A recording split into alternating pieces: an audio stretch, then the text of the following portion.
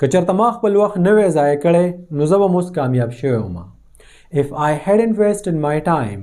I would have become successful. که چېرته ستا په ځای باندې زه وم که نه نو ما په هغې باندې هېڅ اعتبار نه وی کړی، هېڅ باور به مې پرې نه وی کړی. If I were you, I wouldn't trust him. که چېرته هغه زما نه معافي وغواړي نو کیدای شي چې معاف یې کړم. If he apologizes to me, I may forgive him. چې رښتیا خبره کوي که نه چې حقیقت وای نو خلکو ته به ګرانې. If you speak the truth, people will love you.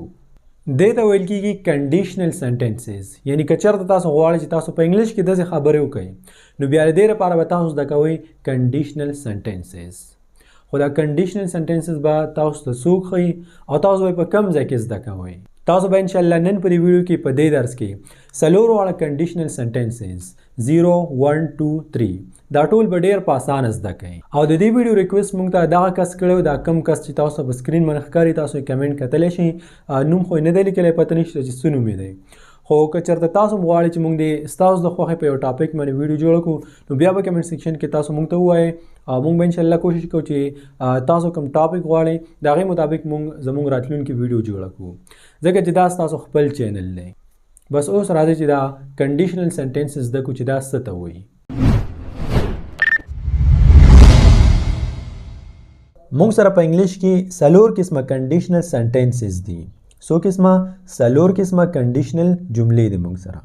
کومې کومې دي؟ یو دی زیرو کنډیشنل، فرست کنډیشنل، سیکنډ کنډیشنل او ثرډ کنډیشنل. چې څوک درنه پوښتنه وکړي چې کنډیشنل سنټنسز دا څو قسمه دي او کومې کومې دي نو تاسو ورته ویلی شئ چې څلور قسمه دي 0 1 2 3 دغه څلور قسمه کنډیشنل سنټنسز دي. نو ټول نه مخکې راځئ زده کوو زیرو کنډیشنل چې د زیرو کنډیشنل څه شی دی او دا تاسو په کوم ځای کې استعمالولی شئ. نو دا خبره همیشه په یاد ساتئ چې زیرو کنډیشنل مونږ استعمالو کله چې مونږ په انګلیش کې د داسې کارونو په باره کې خبرې کوو چې هغه یو حقیقت دی. لکه څنګه حقیقت؟ فار ایگزامپل کله چې مونږ په پښتو کې داسې وایو چې نیک عمل کې که نه نو ثواب به دې کېږي نو دا خو هر چاته پته دا یو حقیقت دی چې نیک عمل کې نو ثواب به دې کېږي. داسې حقیقت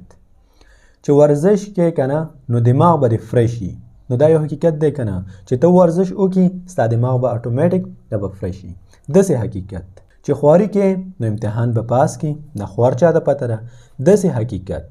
صحیح ده. کله چې موږ په انګلیش کې داسې خبرې کوو نو د هغې لپاره بیا موږ استعمالوو زیرو کنډیشنل. او د دې سټرکچر تاسو ته په سکرین باندې ښکاري. لاول اف یا وین، مطلب که ته اف ولګې او که وین ولګې څه خبره نه ده صحیح راځي. صرف د اف مطلب دی که او د وین مطلب دی کله چې که ته دا پلانکی کار وکړې نو دا بل کار داسې کېږي او که وین ولګې نو بیا مطلب دی کله چې ته دا پلانکی کار وکړې نو دا بل کار داسې کېږي. خیر اگزامپل سره اوس تاسو کنسپشن دا کلیر کېږي. بیا هم د اف یا وین سره به د پریزنټ سمپل ټینس استعمال کړي په لومبني کلاس کې. د نه بعد بیا کامه ده او د کامې نه دې خواته چې کوم کلوز راځي نو هغه به هم پریزنټ سمپل ټینس وي. خیر راځئ اوس اگزامپلس ته ګورو او تاسو په خپله پر ټولو خبرو باندې پوهیږئ. فار ایگزامپل لومبنی اگزامپل موږ سره دی if he works he earns money. نو دا حقیقت دی، هر چاته پته ده چې کار وکړي نو پیسې به وګټي. if he works که هغه کار وکړي he earns money هغه پیسې ګټي. او سټرکچر سره دا تاسو میچ کړئ نو ګوره زموږ لومبنی کلاس چې کوم دی دا سیټ دې ته ویل کېږي لومبنی کلاس. if he works دا پریزنټ سمپل ټینس دی یا پریزنټ انډیفینټ ټینس دی. پریزنټ سمپل ټینس او پریزنټ انډیفینټ ټینس یو خبره ده. بیا کامه ده او د کامې نه دې خواته چې کوم کلاز راغلی دی کوم سنټنس دی he earns money نو دا هم په پریزنټ سمپل ټینس کې دی. if he works he earns money که هغه کار وکړي نو پیسې ګټي. بل اگزامپل if I work for 12 hours I get tired. د سنټنس مطلب دا دی که زه چېرته د 12 غنټو پورې کار وکړم نو ستړی کېږم. نو دا حقیقت دی چې ته هم داسې مسلسل لګاتار لګیې او د 12 غنټو پورې کار وکړي نو خامخا به ستړی کېږي. دا یو حقیقت دی. if I work for 12 hours که زه چېرته 12 غنټې کار وکړم I get tired زه ستړی کېږم. نو ګوره وړومبنی کلاس چې کوم دی سمپل پریزنټ ټینس دی او دویم کلاس چې کوم دی دا هم سمپل پریزنټ ټینس دی. بل اگزامپل if I come late my father scolds me. که زه ناوخته راشم نو پلار مې بې عزته کوي، یعنی پلار راته بې عزتي راکوي دګي او د سیمې. if I come late که زه ناوخته راشم my father scolds me نو زما پلار چې کوم دی دا ماته بې عزتي راکوي. د سکولډ مطلب دی چاته بې عزتي ورکول، یو کس دګل دسل. امید کوم چې په دې باندې به تاسو پوه شوي یاستئ. او خیر کله چې مونږ کمپیریزن کوو که نه یو جمله راولو او د هغې بلې جملې سره مشابهت کوو نو بیا تاسو په خپله پر دې ټولو خبرو باندې پوهیږئ. د ویډیو په اخره کې به تاسو پر دې ټولو خبرو باندې په خپله پوه شئ. بس لږ صبر وکئ. if I eat junk food my stomach hurts. چې زه بازاري خوراکونه وکړم نو بیا مې په معده کې درد دي، معده مې ټیک نه. if I eat junk food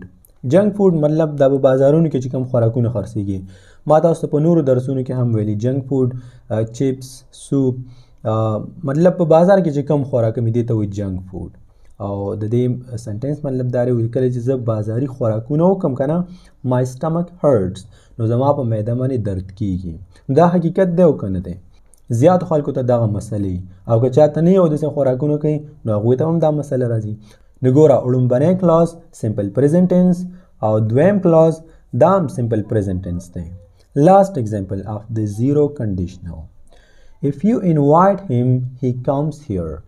چې تا هغې ته دعوت ورکړي نو دلته راځي، همداسې خو نه راځي. او صحیح خبره چاته چې دعوت ورکړي نو هغه راځي. if you invite him که تا هغې ته دعوت ورکړي سمپل پریزنټ ټینس دی. کاما he comes here هغه دلته راځي.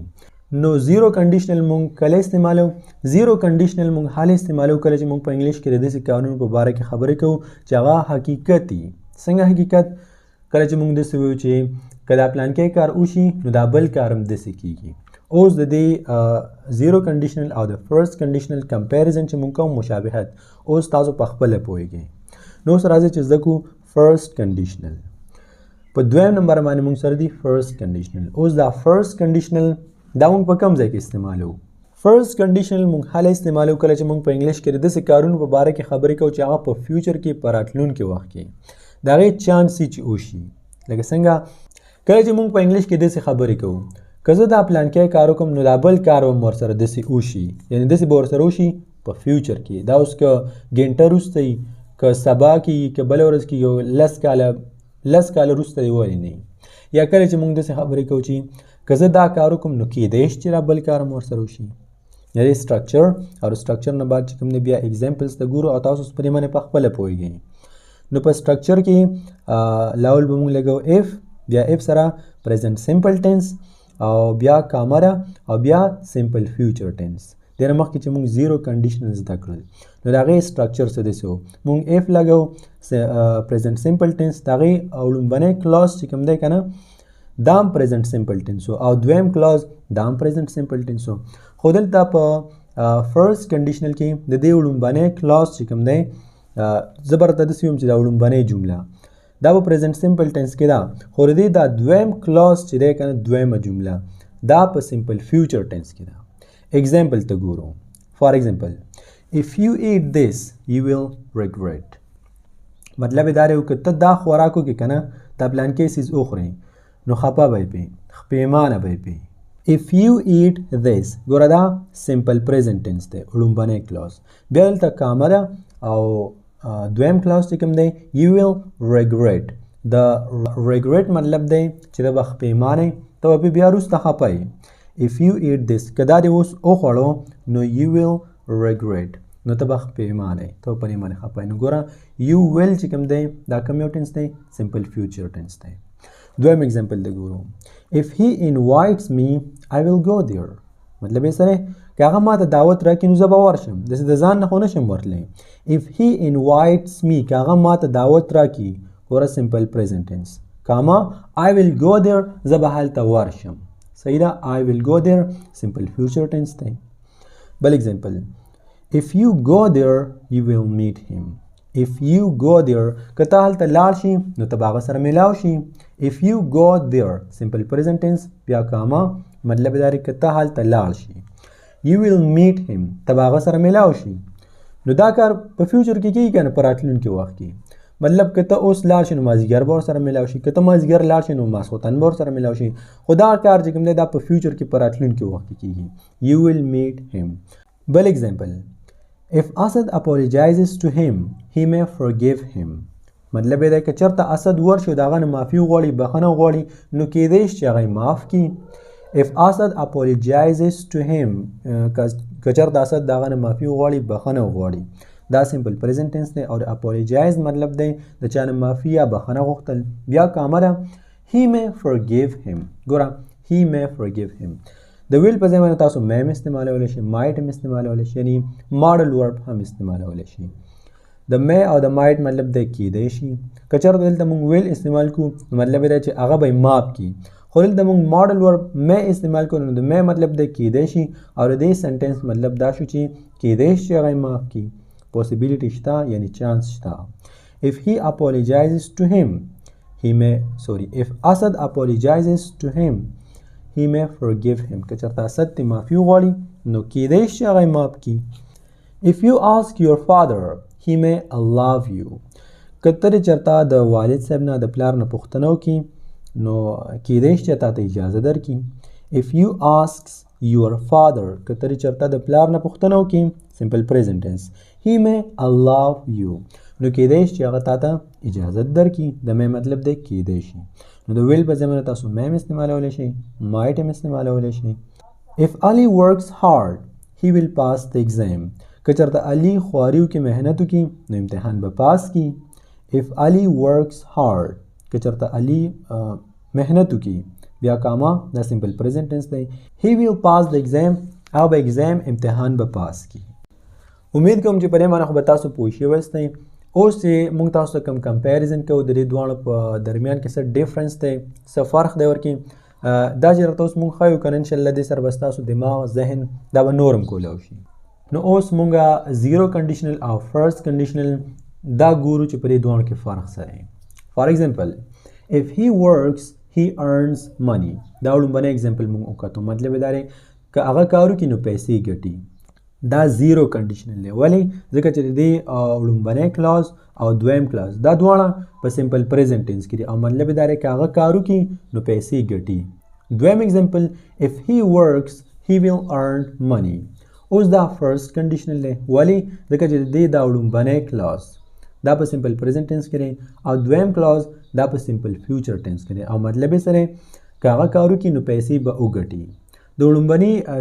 سنټینس چې کوم دی د دې مطلب دا دی چې که هغه کار وکړي نو پیسې ګټي دا زیرو کنډیشنل او د فرست کنډیشنل که هغه کار وکړي نو پیسې به وګټي بس صرف دغه فرق دی ورکې دویم ایگزامپل if I work till midnight I get very tired که زه چېرته د نیمې شپې پورې کار وکړم نو زه ډېر ستړی کېږم if I work till midnight مطلب دی د نیمې شپې پورې وایي که زه د نیمې شپې پورې کار وکړم بیا کامه ده دا سمپل پریزنټ ټینس دی I get very tired نو زه ډېر ستړی کېږم نو حقیقت دی که نه چې د نیمې شپې پورې څوک لګي او کار کوي خامخا ستړی کېږي نو دا یو حقیقت دی او دا زیرو کنډیشنل دی دویم سنټینس همدغه سنټینس چې مطلب موږ په فرست کنډیشنل کې وایو نو څه به وایو if I work till midnight I will get very tired اوس د دې مطلب دا دی که زه چېرته د نیمې شپې پورې کار وکړم یا که زه د نیمې شپې پورې کار کوم نو زه به ډېر ستړی شم د لومبني مطلب دا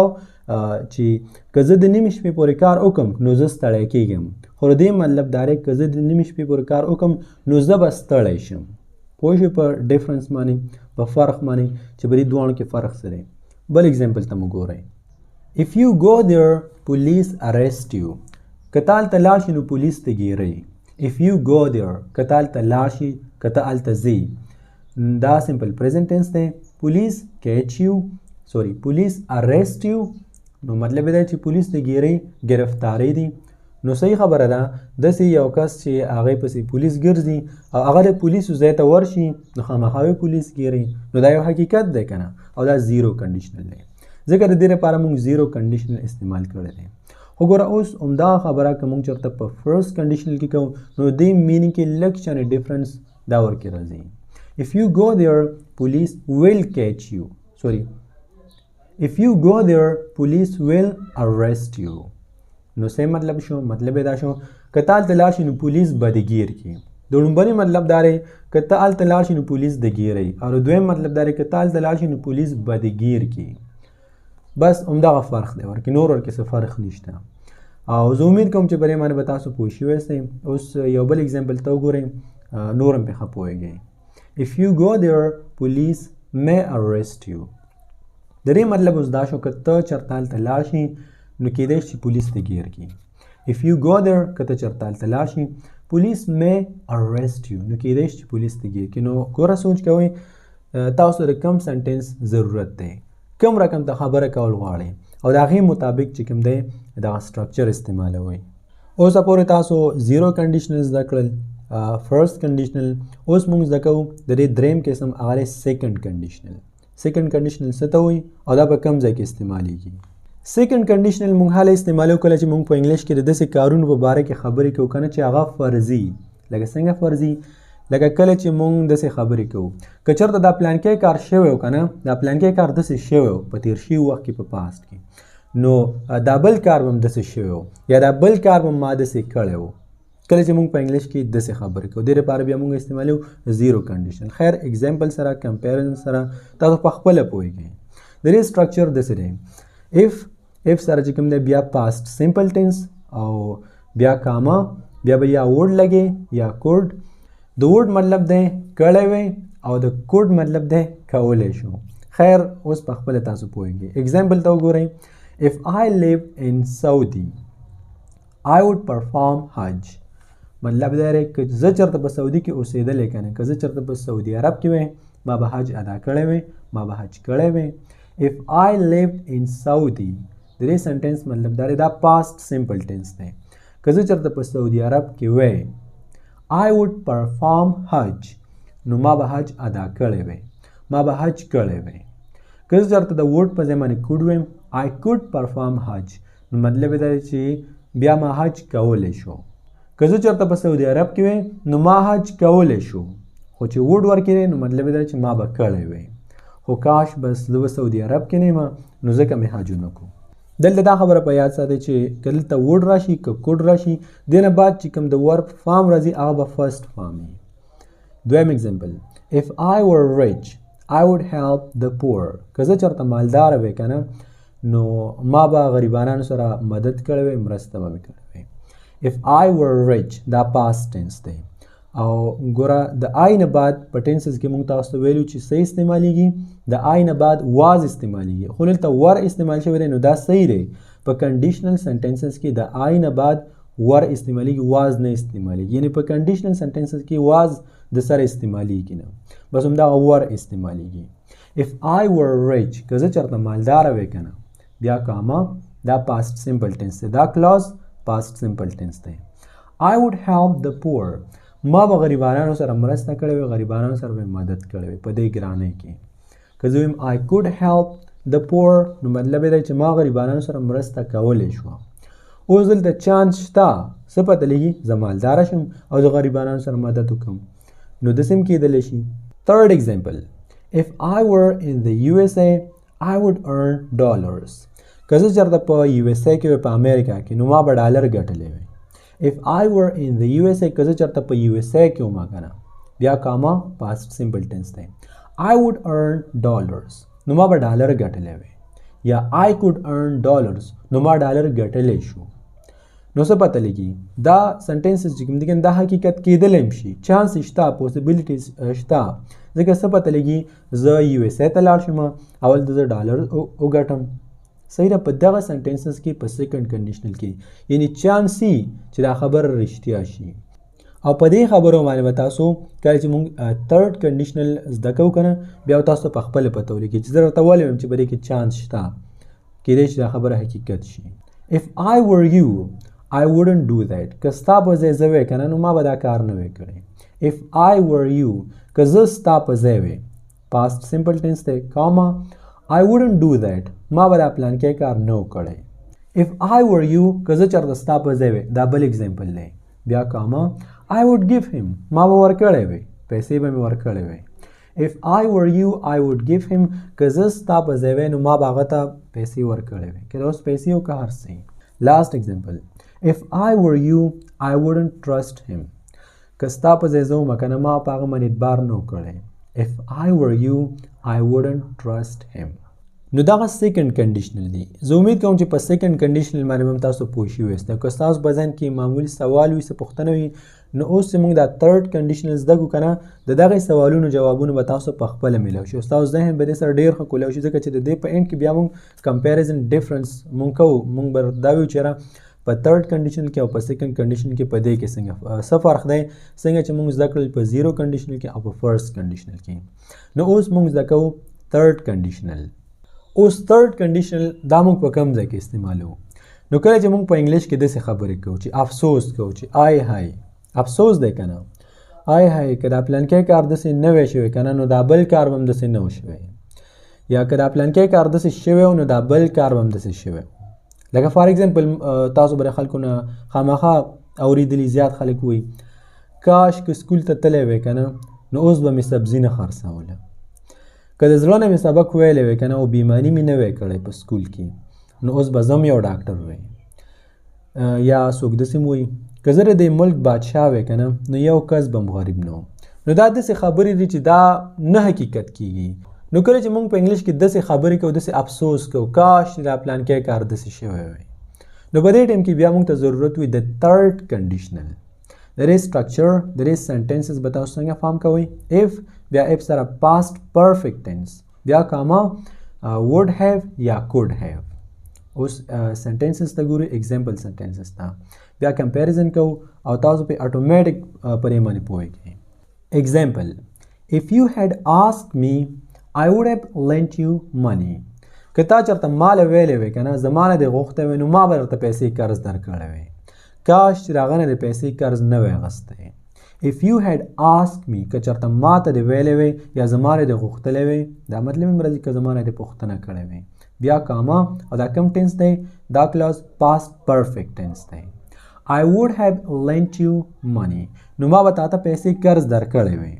که زه ویم I could have lent you money نو مطلب یې دا دی چې ما تا ته پیسې قرض درکولی شوې نو دا یو افسوس دی دویم اگزامپل if he had come we would have helped him که چېرته هغه دلته راغلی وی نو موږ به هغه سره مدد کړی وی موږ به ورسره مرسته کړې وی if he had come که چېرته هغه دلته راغلی وی بیا کاما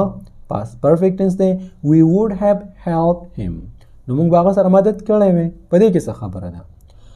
دریم اگزامپل if I had studied که چېرته زه سکول ته تللی وی سټډي مې کړی وی سبق مې ویلی وی I would have become a doctor نو زما نه به م یو ډاکټر جوړ شوی وی زه به م یو ډاکټر وم if I had studied I would have become a doctor نو افسوس دی که نه کاش چې سکول ته تللی وی سبق مې ویلی وی نو زما نه به م اوس ډاکټر جوړ شوی و if you had learned English you would have got a good job که چېرته انګلیش دې زده کړی وی که نه نو ډېر ښه جاب به درته میلاو شوی وی ډېر ښه کار به درته میلاو شوی وی افسوس دی و که نه if you had learned English که چېرته تا انګلیش زده کړی وی past simple tense دی past perfect tense دی بیا کاما you would have got a good job ښه جاب ښه وظیفه به درته میلاو شوی وی if we had known we would have helped him که چېرته موږ ته پته لګېدلی وی نو موږ به هغه سره مدد کړی وی موږ به د هغه مرسته کړی وی if we had known که چېرته موږ ته معلومه شوی وی موږ ته پته لګېدلی وی we would have helped them نو موږ به هغوی سره مدد کړی وی مرسته به م کړی وی if you had come on time I wouldn't have scolded you که چېرته ته په وخت باندې راغلی وی که نه نو ما به ته بې عزته کړی نه وی ما به ته دګلی او دسلی نه وی if you had come on time که ته چېرته په وخت باندې راغلی وی I wouldn't have scolded you if he had apologized to me I would have forgiven him که چېرته هغه زما نه معافي غوښتلی وی بخښنه غوښتلی وی نو ما به معاف کړی وی خو بس معافي ونه غوښتله if he had apologized to me که چېرته هغې زما نه بخښنه غوښتلی وی I would have forgiven him if he had studied he wouldn't have become a porter که چېرته هغې سبق ویلی وی سکول یې ویلی وی نو هغه نه به اوس یو مزدور نه وی جوړ شوی هغه به اوس مزدور نه و پورټر هغه کس ته ویل کېږي په کلو کوڅو کې چې ګرځي او مختلف قسم سامانونه خرڅوي هغې ته پورټر وایي. یعنې که چېرته هغه سکول ویلی وی سبق یې ویلی وی نو هغه نه به اوس دا نوی جوړ شوی. نو دا یو افسوس دی. کله چې موږ په انګلیش کې داسې خبرې کوو که نه نو بیا موږ ته ضرورت وي د تھرډ کنډیشنل. او اوس راځي کمپیریزن کوو ډیفرنس ګورو چې د دې دواړو په درمیان کې څه فرق دی او تاسو اوس په دې باندې نور هم ډېر ښه پوهیږئ. نو اگزامپل موږ سره دی if I were rich I would help the poor. دا چې کوم دی دې ته ویل کېږي سیکنډ کنډیشنل او د دې مطلب دا دی که زه چېرته مالداره وی نو ما به غریبانو سره مدد کړی وي. if I were rich او دا سمپل پاست ټینس دی بیا کامه ده I would help the poor ما به غریبانو سره مرسته کړی وي. تھرډ کنډیشنل if we had known we would have helped him. نو ګوره دغه سنټینس دغه کار چې کوم دی دا ناممکن خو نه دی که نه کیدای شي چې زه مالداره شم او زه غریبانو سره مدد وکړم. صحیح ده که نه. اوس دا دویم سنټینس چې کوم دی دا تھرډ کنډیشنل دی او دې مطلب څه دی if I were rich I would help the poor.